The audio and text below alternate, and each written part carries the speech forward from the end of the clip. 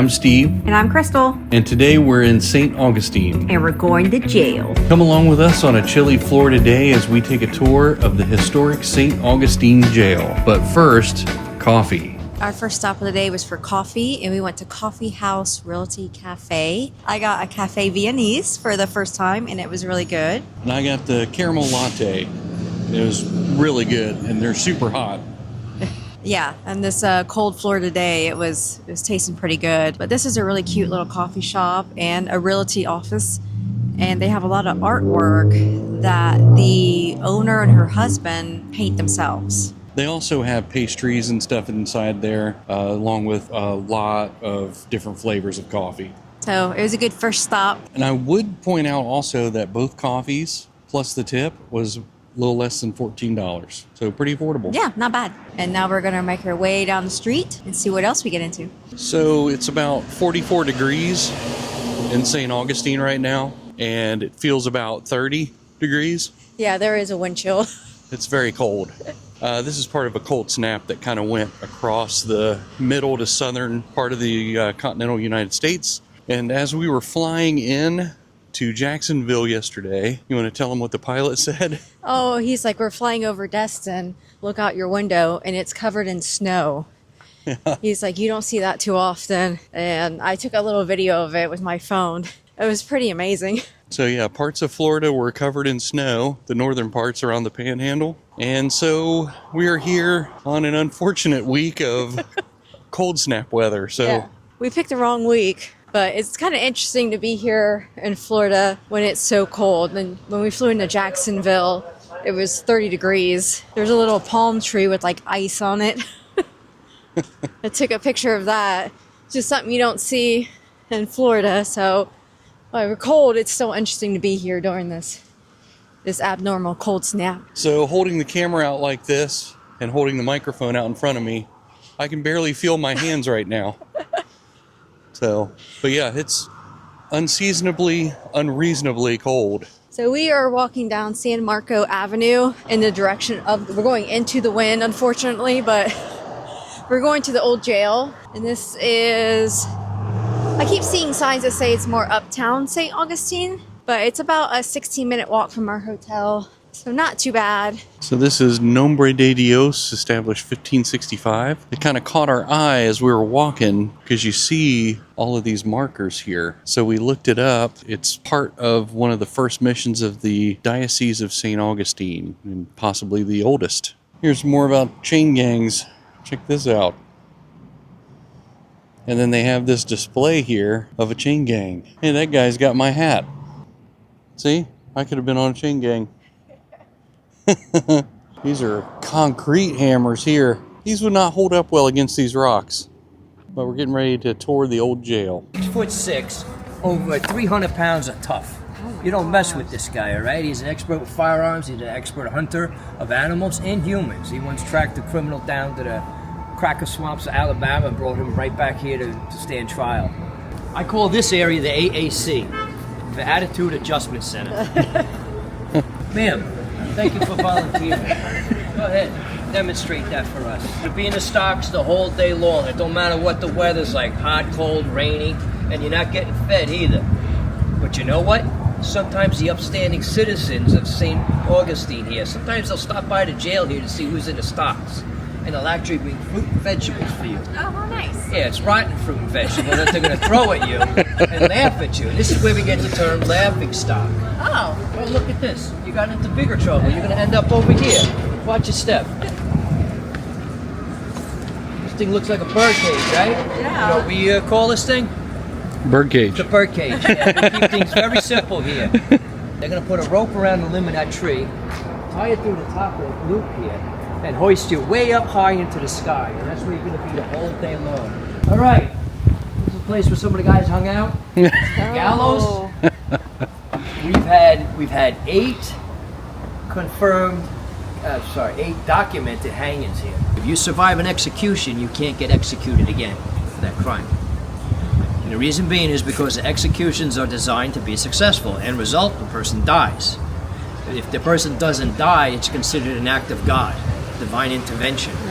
So therefore, man should not mess around with that. So the person gets put back in the jail for the rest of their time. All right, ma'am. Why don't you step inside there? That's the ladies' cells. That's where you're going to be staying. Ooh, how nice. Now, first of all, I don't know what you did. I don't know what crime you committed, but it had to be really, really bad because judges do not like to put women in the jail. That's the last place that they put them. You have to have done a really, really bad crime for you to go to jail. Wait, what's your hurry to get out? I don't want to use that bathroom. All right, you can step out. This is Florida, genuine Florida state issued jewelry for you. Goes on your ankles. There's a loop here. There'll be another chain that goes all the way through. And there'll be another inmate, another inmate, another inmate, up to 10 inmates on that. Plus at the end, you're gonna get the old ball and chain. No comment. This area here is maximum security. That door that we just walked through would be kept shut at all times. Okay, and these guys do not go out in the chain gang. In fact, this is their cell, and during the day they come out to this area here only. Remember that door's closed, so they can eat out here, they can exercise out here, and then at the end of the day they always go back in there. This is solitary confinement. So if you do something worse than getting the bird cage or something, if you hit a deputy or something like that, you're coming into solitary confinement. Remember I said there's no bunks, there's no bucket. So you have to figure when you get in there what corner you want to use to sleep in. Diagonally across, which is the furthest point away from you, is going to be your business area, right? Now you got to figure this out in the dark, and you better hope it's the same setup as the guy before you had, right? Yeah. This cell, similar to the other cell, it's got the 4 bunks. It's got a bucket, it's got 2 windows. This is for isolation.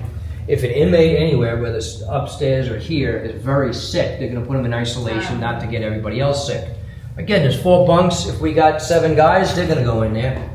It don't matter, okay? I'll be sick now something you need to know, there's no doctor in this jail. Doctors come out here. If an inmate, if a deputy is sick or injured, a doctor will come out for him with a sheriff. If an inmate is, a doctor will not make a special trip for that. Doctor comes out to the jail, regards to an inmate, to sign a certificate of death.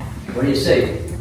Oh, the gallows. Yeah. This is death row. Oh. So when you're assigned here, you're assigned to be hung, you're going to be in this room here. Now the state of Florida allows them, remember the inmates aren't getting paid, but the state of Florida allows people to hire out chain gangs to do work stuff, and the money goes, they pay the sheriff for that. And here we are up in general population. This is where you're going to be staying. Okay, you got 6 cells up there, 8 cells here. Each cell's got 4 bunks and a bucket. This jail was built by the Pauly Jail Company out of St. Louis, Missouri. And they're the most advanced, this is the most advanced jail that there is. They designed it where the deputies have a lever and they can lock or unlock 1, 2, 3, or 4 cells at one time. Yeah, nobody has escaped from this jail. Okay? We've had a lot of inmates die from illnesses and injuries and executions. The jail was set up in 1889 and it was shut down in 1953 by the courts. You'll notice here, this has a list of the sheriffs. Now, there was 2 sheriffs. You had 2 Sheriff Perrys and you had 2 Sheriff Davis. None of them were family. That's what it looked like when they were in there sleeping. Here's some of the weapons were used in crimes. Some more. Oh wow, that was used in a crime, a flare pistol. Oh my gosh. And then these were some of the weapons that were confiscated from prisoners. Oh, shanks. Yeah, straight razors. Yeah. Look at the clubs that they would fashion out of stuff. They would just wrap a bunch of tape and look like bandage material. Yeah, like butcher knives. There's some more guns that were used in crimes. A lot of revolvers. Oh, there's a double barrel pistol right there. Oh, there's 22 rifles. Now look at that little rifle. You hide it in your trench coat. This is where you collect your pardon and your comment card. Some more information on the gallows and the hangings that took place here. You can see Sheriff Perry would sign these. It's a little bit closer view of the plaque on the locking system that he was talking about a little earlier. And here's where it It's kind of like the row of cells. You can see some of the mechanisms that would slide and lock and unlock these cells to be open. And Crystal was just talking about this huge lock here. We put the key in. Just to kind of give you an idea of the space you had. I can squeeze in with my backpack on. And they would put more than 4. Yeah. Just because there's 4 bunks, they would put as many as they want. So you'd have to climb up on your bunk or squat down in your bunk. But this is all the room you had to get in and out of the cell. And here's where they had installed a shower briefly. It's really dark, it's hard to see. But a shower and a toilet, it clogged up, and the sheriff had it just ripped out. Didn't have it replaced, had it just ripped out. Table here to eat. This is where they would all eat. So this is the deputies' quarters.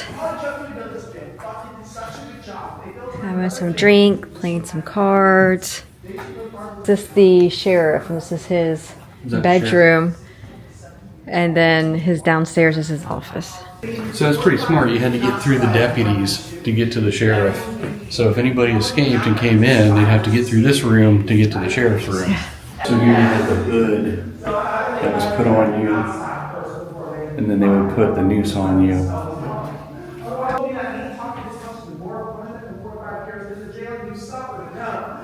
Okay, we just did the old jail tour with Louis, who was great. We went up and bought tickets, and he was waiting for us. He's like, you guys are doing a tour? So we got our own little private tour because there's no one else. Oh, that was really cool because we were literally the only people on this tour. So that was cool. Yeah, it was felt like a private tour, but we didn't pay for a private tour. So very nice. Took about 20 minutes. He goes into character, and he did a great job. And you can ask questions. You explore the whole jail, and absolutely highly recommend. And we were pardoned at the end of it. So we just got to fill our names in. Yeah. But you can see it was signed by the sheriff. So we're good to go. We're free to go. So this was a great idea. I'm glad we did this. Yeah, this was awesome. I liked it. I mean, it was really cool to see. I mean, all this stuff was stuff that was actually used while they were here. I mean, this isn't like recreation. This is actual cells, the chains, the buckets on the floor. Yeah. And it was the blueprint for Alcatraz. The company that made it made another jail. But it's kind of sombering seeing the gallows standing there and to hear that people had to build their own gallows. Yeah. And then you slept in a cell with the window pointing at the gallows that you built that you're going to be hung from in 30 days. Yeah, when you were on death row, you got to see that every single day. So. And our tour guide, Louis, was amazing. Amazing. Hopefully when you come here, you get Louis, because if you don't, you got robbed. And then, whoever robbed you belongs in this jail. Right? Put him in jail. Right. But yeah, Louis was great. So shout out to Louis, man. That guy was awesome. He knew his stuff, and he stayed in character, and it was really cool. Yep. If you like this video, please give it a thumbs up. Make sure you follow our channel, subscribe. That way you get notified when we post new content. And make sure to look out for our upcoming videos where we'll answer the question, Where to next?